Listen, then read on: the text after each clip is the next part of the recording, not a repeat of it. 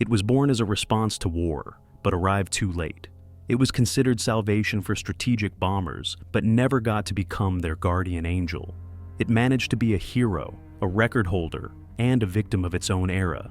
This aircraft looked so strange that many military officials initially laughed at its shape, and then silently signed contracts for hundreds of machines without even waiting for tests. It was created for the Pacific Campaign, but turned out to be unnecessary.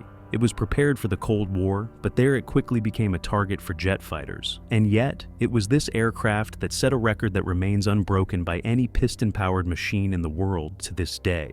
You will learn about what the twin Mustang concealed, why enemies feared it and pilots loved it, and about the record that remains unbeaten even today by the end of this video. In early 1943, American military strategists faced a challenge that could not be ignored. Their newest bomber, the Boeing B-29, possessed a flight range that was fantastic for its time and could reach targets inaccessible to other aircraft. But the further these giants ventured deep into enemy territory, the clearer it became. There was practically no one to escort them. Standard fighters could not cover such long routes and abandoned the bombers without cover in the most dangerous sectors. The Mustang, already famous in Europe as one of the best fighters, found itself a hostage of geography in the Pacific region. The vastness of the ocean, scarce island airfields, and distances of 1,000 kilometers quickly deprived it of its main advantage: fuel. Fighters couldn't return after long sorties, and engine failure or damage over water meant near hopelessness for the pilot. The Army realized that a completely new aircraft was needed, one not designed for dogfights, but to be a loyal companion to heavy bombers from takeoff to return to base. It was then that an idea, which seemed bold and even audacious, landed on the military's table. North American, the creator of the successful Mustang, proposed not to spend years developing a fundamentally new machine, but to use an already proven base. Engineers decided to join two Mustang fuselages under a single wing, creating an unusual but logical aircraft. Thus, the name Twin Mustang emerged, Double Mustang. Instead of complex experiments with unknown results, a simple solution was offered: double the capabilities by utilizing existing technologies. 2 engines instead of 1, increased fuel capacity, 2 cockpits. All of this allowed for longer, more reliable flights. The machine looked as if it had emerged from futuristic sketches. But behind this futurism lay cold military logic. A contract for the construction of experimental prototypes was signed in January 1944. Hopes for the new fighter were enormous. It was supposed to escort the flying fortresses across the vast oceans and guarantee that the bombers would return home. No one could have imagined then that the history of this project would turn out to be far more dramatic than expected, and its fate would depend not so much on engineering qualities as on the rapidly changing course of the war. North American was already considered an authority in aviation at that time, and its name had become a symbol of American air power. When the military formulated requirements for a fighter with unprecedented range, it was this company that proposed a solution that astonished with its simplicity and elegance. Engineers abandoned the idea of designing a completely new machine from scratch, as it would have taken years, which the country didn't have. Instead, they proposed taking what had already proven effective and merging it into a single entity. The project looked as if drawn by a child with a vivid imagination: 2 fuselages joined by a wing, 2 engines, doubled fuel capacity, and even 2 cockpits. But behind this external eccentricity lay strictly calculated engineering logic. The doubled power plant's guaranteed reliability, and the significant increase in fuel volume allowed for a range that could only have been dreamed of before. The military saw not eccentricity, but a rational solution. And that's precisely why the contract was signed almost instantly. This idea inspired not only specialists, but also military leaders. The twin Mustang promised to become a fighter capable of crossing oceans and escorting bombers to the farthest targets, where the enemy least expected to see cover. The atmosphere around the project was filled with enthusiasm. It seemed that a universal answer to the challenges of war had been found. It was called the Future Record Breaker, the world's longest range fighter. And there was a sense in the air that American aviation was ready to step into a completely new era, but time was playing against it. The longer engineers worked on the prototype, the closer the war's end became, and expectations began to turn into anxious anticipation. Would the new aircraft have time to prove itself where it was truly needed? As blueprints turned into metal, the very logic of war was already changing on the fronts.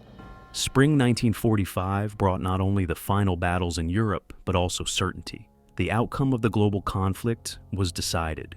It was then that the experimental XP-82, the very twin Mustang on which such hopes were placed, first took to the skies. But its maiden flight came too late to change the course of events. Regular Mustangs by then were handling escort duties much better than previously expected. American troops had drawn close to the Japanese islands, and bombers no longer needed to undertake monstrously long flights over the ocean. Fighters based in newly captured territories had sufficient range to cover heavy aircraft on the riskiest sorties. As a result, of the 4 planned prototypes, only 2 were built. They looked imposing, the joined fuselages of elongated Mustangs, powerful armament in the central wing section, cockpits for 2 pilots. But this imposing silhouette seemed to defy reality itself. The need for such an aircraft was rapidly disappearing. A shadow of uncertainty hung over the project. On one hand, the aircraft's performance was impressive and promised to make it a leader in piston-powered aviation. On the other hand, the war was receding into the past, and with it, the necessity for such long-range escort. For the engineers, it was a moment of pride and anxiety. Their creation risked remaining a magnificent but already unnecessary experiment. When the first prototype was ready for full flights, the test pilots received a machine that immediately stood out from the familiar single-engine fighters. The 2 elongated fuselages, joined by a wing, created a fantastic impression, as if engineering fantasy had broken free from traditions. The cockpits could accommodate 2 pilots, but a full set of instruments was only on the left, emphasizing the unusual layout. The designers equipped the aircraft with new Merlin engines capable of producing over 1,800 horsepower at high altitudes. This allowed the machine to achieve speeds considered incredible for piston-powered aviation at the time. During its initial flights, the twin Mustang demonstrated a maximum speed of over 760 km/h at an altitude of about 7,500 meters. For a propeller-driven fighter, such performance seemed to defy aerodynamics itself. Its cruising speed approached 400 km/h, and its range with auxiliary fuel tanks exceeded 2,000 kilometers. This meant the aircraft could escort bombers at virtually any distance within oceanic routes. Additionally, it carried an impressive arsenal, 650 caliber Browning machine guns, which could turn an attack on a bomber formation into a deadly affair for the enemy. Test pilots noted that, despite its unusual appearance, the aircraft handled confidently and stably. The twin fins, the horizontal stabilizer between them, and the increased wingspan made the machine stable even at high speeds. The impression was that this wasn't an experiment, but a mature combat fighter ready for real war. Everything indicated that the Americans had the best piston-powered fighter of its time, capable of setting a new standard for aviation capabilities. Confidence in the twin Mustang's potential was so great that the United States Army did not wait for the full completion of testing. Even before the first prototypes had flown their allotted hours in the sky, the military ordered 500 production models. Such a step seemed almost a gamble, but it reflected the atmosphere of the time. America was preparing for a protracted campaign against Japan and was seeking any means to strengthen its position in the air. Factories began preparing production lines for mass manufacturing. Engineers rushed to bring the project to serial standards. However, events on the fronts unfolded faster than production processes. August 1945 brought Japan's surrender, and the war ended. Suddenly, the entire order lost its meaning. Combat operations concluded before hundreds of new machines could roll out of the factories. As a result, only about 20 examples were built, and not a single one entered combat units. Instead, these unusual fighters became unique flying laboratories. They were used to test the latest weaponry, including unguided rockets, to check radar installations, and to conduct experiments with external pods. Some modifications received the designations Bravo and Charlie and differed in their equipment, including various radar models. Thus, an aircraft designed to escort strategic bombers on deadly flights over the ocean found itself drawn into a completely different destiny. Its combat debut never happened, but it became a platform for seeking new solutions that would shape the future of aviation in peacetime. As the dust of World War II settled, the world was entering a new era of confrontation. The victors were still celebrating their triumph, but strategists understood that a different, much colder war lay ahead, where the decisive weapons would be not only armies on the ground, but also aviation. The United States needed machines capable of protecting its skies at any time of day and under any conditions. The P-61 Black Widow night fighter, which had served since the war years, was rapidly becoming obsolete. It was at this moment that attention turned back to the twin Mustang. The aircraft, which seemed to have no future in 1945, unexpectedly received a second chance. It was now perceived not as an escort for bombers, but as a base for creating an all-weather interceptor capable of operating day and night. Engineers refined the project, strengthened the structure, modernized the engines, and prepared versions with radar stations integrated into external pods under the center wing section. Thus, the XP-82 evolved into the production F-82, which was intended to become the main night fighter of the U.S. Air Force. In March 1948, the first squadrons began receiving the new aircraft. The atmosphere around the program changed again, from the doubts of the war's end to the confidence that the twin Mustang would become the symbol of the country's new air defense. Now, the talk was not of Japan or Germany, but of confrontation with a new potential adversary, the Soviet Union, which possessed increasingly powerful aviation. Thus, the unusual twin fuselage fighter, born at the twilight of a world war, found itself at the center of the nascent Cold War. Its purpose changed, but this only made its story more dramatic. The aircraft, late for one conflict, was preparing to play its role in the next. In the mid-1940s, American aviation was undergoing not only technical, but also symbolic changes. For many years, fighters were designated with the letter P for pursuit, meaning a pursuit aircraft. But with the end of the war, the military decided to revise the concept itself. Now, a fighter was not just a pursuer, but a universal defender and attacker.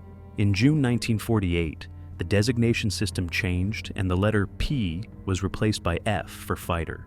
It was at this moment that the twin Mustang definitively entered history as the F-82. The first modifications with the B index entered service with the Strategic Air Command. There, they were immediately used to practice scenarios of escorting B-29 heavy bombers.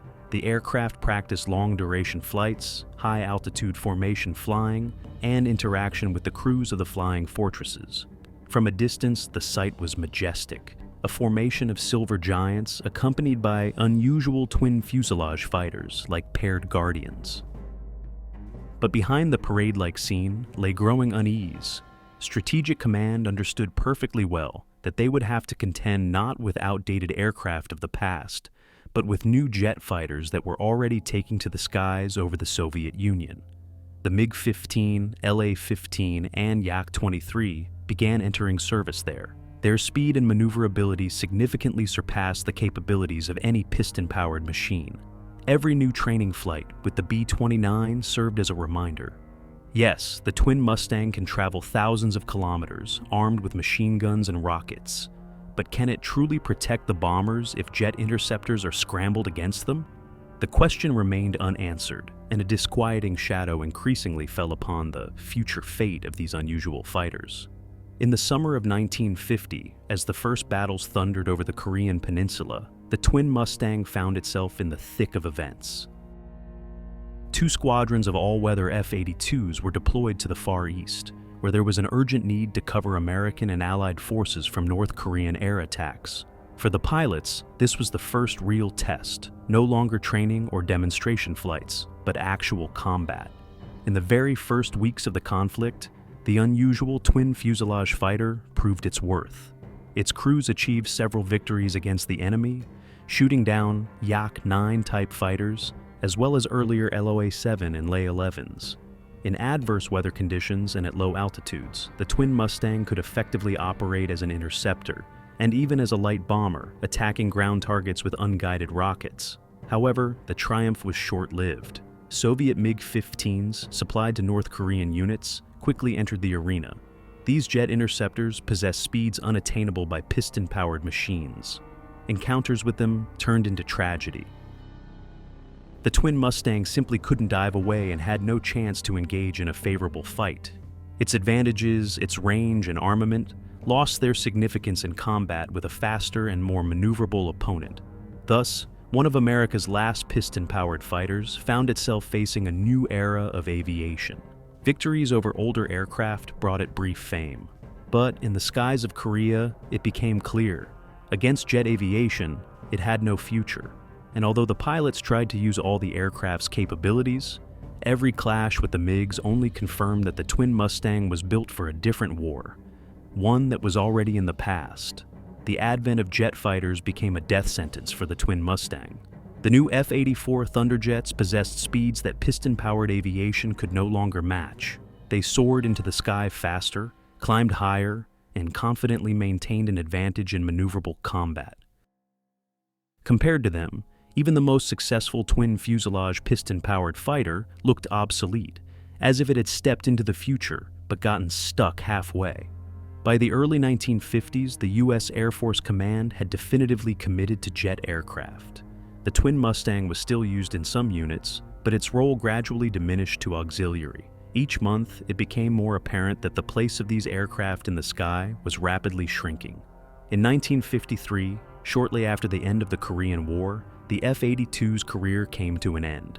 The aircraft were retired from service and no longer used in operational units.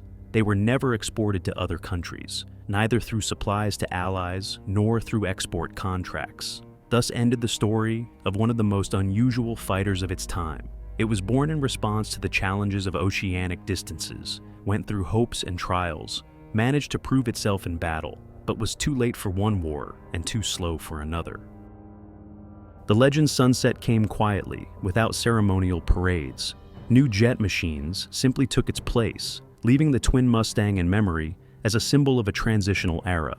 In the spring of 1947, the twin Mustang unexpectedly found itself at the center of an event that secured its place in history forever. One of the aircraft, nicknamed Betty Joe, embarked on a flight that seemed impossible for a piston-powered fighter. The route ran from Onalaska, Hawaii, to New York, crossing the entire United States from ocean to ocean. The distance was over 8,000 kilometers, and no aircraft of its class had ever dared such a challenge before. The Betty Joe had its fuel tanks filled to maximum capacity, including auxiliary tanks, and the aircraft set off. For the pilots, it was not just a test of technology, but a test of human endurance. Dozens of hours in the cockpit, constant monitoring of the engines and navigation, a flight without the possibility of landing in case of an unforeseen situation. But the machine held up. The two fuselages, two engines, and vast fuel capacity did what the project was created for. They gave the fighter a range that exceeded all expectations. After a strenuous flight, Betty Joe landed in New York, setting an absolute range record for a piston-powered fighter, 8,047 kilometers. This record still stands today. No piston-powered fighter in aviation history has been able to repeat the twin Mustang's achievement. Thus, an aircraft that was late for the war and lost its place in the jet age managed to leave a bright mark in the annals, proving that even at the twilight of its career, it was capable of the impossible. After the twin Mustangs were finally withdrawn from operational units, their story did not end. Some machines were scrapped, but many were preserved and found new life in peacetime. These unusual twin fuselage aircraft became rarities that attracted the interest of collectors, museums, and aviation enthusiasts. Some F-82s ended up in national museums in the USA, where they were exhibited as examples of the transitional era from piston to jet aviation. One of the most famous examples, Betty Joe, holds a place of honor in the National Museum of the U.S. Air Force in Dayton. For visitors, it has become not just an exhibit, but a living reminder of a time when designers were still searching for a balance between proven classics and bold experiments. Other aircraft ended up in the hands of the private owners, Enthusiasts restored them and presented them to the public at air shows. There, the twin Mustang invariably evoked admiration. Its silhouette with two fuselages stood out among any equipment, and the sound of its twin engines was a reminder of the power and audacity of mid-20th century engineering thought. Each preserved example became not just an aircraft, but a symbol. A symbol of an era when the world stood on the brink of technological revolution, when even the most fantastic projects took on real metal form. From a combat machine, it transformed into a rarity, a museum artifact, an object of nostalgia for veterans, and a source of pride for collectors. And although its military service was short, in peacetime history, it found a second breath as a rare gem of aviation heritage. The story of the twin Mustang is the story of an aircraft that found itself at the turning point of eras. It was born as a response to the challenges of World War II, but arrived too late to prove itself in its decisive battles. Its subsequent attempts to find a place in the Cold War also proved limited.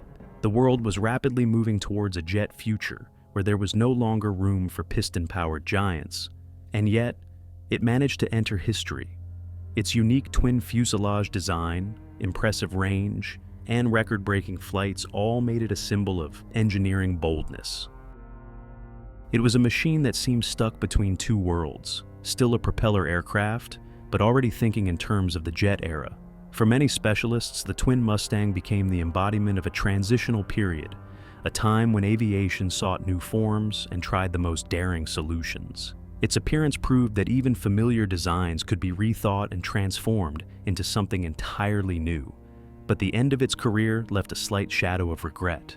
The world never saw what it was capable of under the conditions for which it was created. Today, it is perceived as a rare artifact, a reminder that technological progress does not always align with political timing. Sometimes brilliant ideas arrive just a few years too late and, instead of changing the course of a war, become museum exhibits.